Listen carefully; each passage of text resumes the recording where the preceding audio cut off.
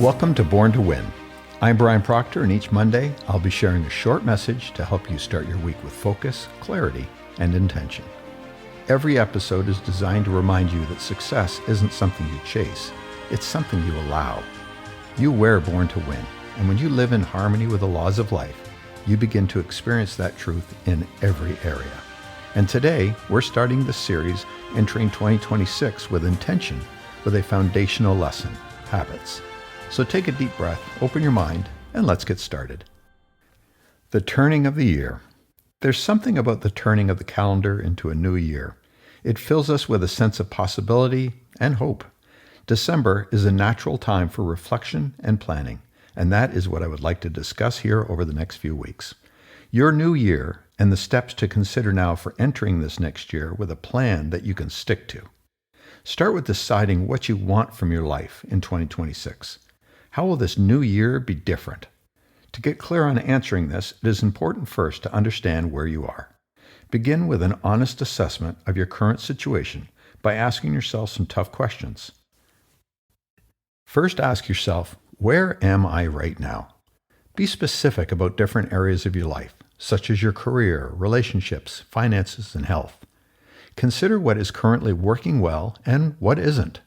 What brings you joy versus what drains you, and how you spend your time and money. Next, ask, what truly matters to me? To answer this, think about what you value. This question brings focus to understanding your core values and priorities. Think about what lights you up when you talk about it. This is a good place to spotlight your strengths. Write out what you like about yourself. And finally, what is one brave decision I need to make today? This is about identifying an action and creating forward momentum, not about making massive, life-altering changes all at once. Your answer could be a slight change in habit, such as the time you get out of bed each day, or it could be a different conversation you need to have, or a commitment to start something new. Now take some quiet time to think about how you want 2026 to be different. This is where you use your higher mental faculty of imagination. When you do this, don't limit yourself with negative self-talk. Instead, allow yourself to really imagine your perfect scenario. You want to clarify your perfect scenario because it will help you identify which habits you need to change. You see, we don't rise to the level of our goals. We fall to the level of our habits. Every year, millions of people set new intentions. I'm going to get healthy, or I'll save more, I'll slow down, I'll start that project. And by February, most of those intentions have faded. Not because people don't mean it, but because they haven't built the structure to support it. That structure starts with a clear vision and is then backed by habits that support it. We become what we repeatedly do. Our identity is formed by our most consistent actions, which are a result of our thinking. Without a clear vision of the direction you want to go, you will naturally revert to habits that have become so natural that you perform them without thinking. That's great if that habit is helping you to grow. It is less great if it is a repeated pattern that keeps you in the same place. My father used to say a habit is an idea that's fixed in your subconscious mind, and it expresses itself automatically through your behavior. That means you don't think about most of what you do. You're operating from patterns that were installed by others when you were a child and reinforced through your repeated experiences. Think about it. How you start your morning. How you react when you're under stress. How you think about money. How you speak to yourself when you make a mistake. All of those are habits, mental and emotional ones, that shape your results. We like to think change is about willpower, but lasting change, well, it happens when you change the program. You can't outthink a paradigm. You have to intentionally replace it. So the habit loop. Awareness comes first. Now, before you can change a habit, you have to become aware of it. Feeling stuck is not permanent. Realize that you've been committed to certain patterns of behavior. Likely, there was a time in your life when those patterns served you. But if you want to upgrade the results you are getting in your life, you must examine and upgrade your habits. This is about switching out of autopilot and taking control of your direction. When you do this, you will find yourself feeling calmer, responding instead of reacting. This week, I invite you to become a quiet observer of yourself. Watch your day like an outsider might. Notice the small, repeated things you do, what you reach for when you wake up, how you talk to yourself, the tone you use with others, what you tell yourself about what's possible. This is about awareness. You can't change what you're not aware of. The moment you become aware of a habit, you're no longer its victim. You're its master. This is about becoming the architect of your habits, not a victim of them. Now here's something really important to remember. Beating yourself up, that's a dumb game. It is such a waste of time and will get you nowhere. These exercises are for you to grow, not to judge yourself.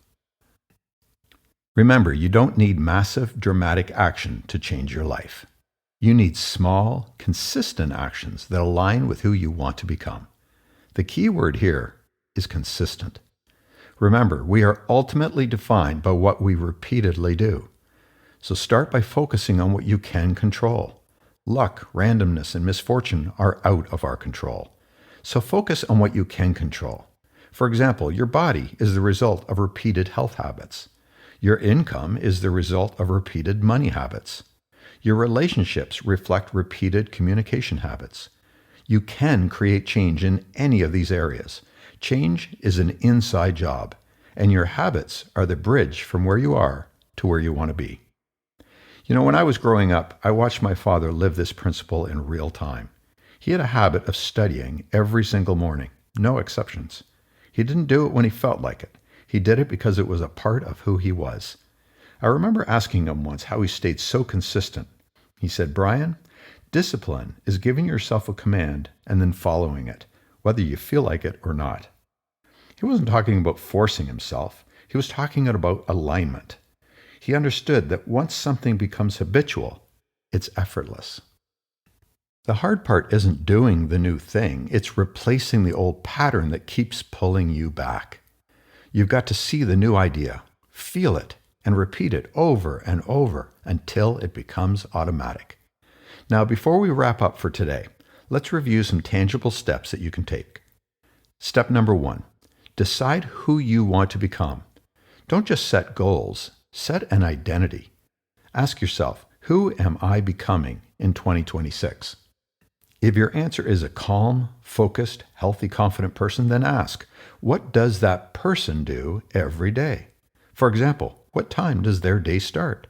Let your vision dictate your habits, not the other way around. Step 2, start small, but be consistent. Pick one habit, just one. Commit to it and master it with consistent repetition. Maybe it's writing a gratitude list every morning. Maybe it's walking for 20 minutes. Maybe it's studying 10 pages of a book each day. Don't focus on intensity. Focus on consistency. Step 3, create your environment for success.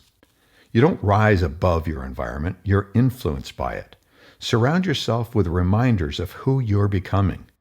Listen to positive material. Write out your vision for 2026. Join a community that holds you to a higher standard. Your environment should pull you forward, not keep you idling. And step 4, celebrate progress, not perfection. You're going to slip. That's part of the process. It's not failing. You only fail when you quit. Tomorrow is a new day. Don't let guilt and shame pull you back into the old paradigm. Again, do not beat yourself up. Negative self-talk is a paradigm designed to keep you stuck. When you catch yourself in this path, smile, because that awareness means growth. Now let's talk briefly about releasing habits that don't serve you. The only way to get rid of a habit is to replace it with a new, more productive habit. Don't resist the old habit. Resistance, it gives it power. Instead, replace it by introducing a new image, a new behavior, and a new belief. So instead of saying, "I'm not going to think negatively," say, "I'm choosing thoughts that make me feel alive and strong." Instead of saying, "I'm procrastinating," say, "I'm taking action immediately on the things that move me forward." Language matters. It directs the subconscious, and the subconscious only understands the ideas you are feeding it with belief.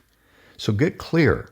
create new pictures, new self-talk, new behaviors, and repeat them with feeling. That's how the old habits dissolve. Now, as we move toward 2026, remember this: new results require a new rhythm to your life.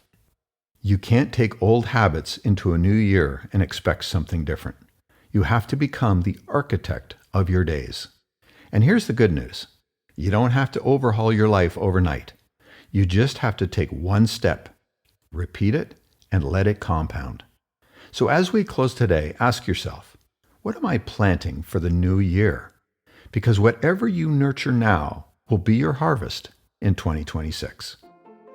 Thank you for joining me today on Born to Win. If this message resonated with you, share it with someone who could use a reminder of their own inner power. Remember, success isn't about luck or timing. It's about alignment. You were designed for success, built for expansion, and born to win. I'll see you next Monday. Until then, think big, trust yourself, and keep growing.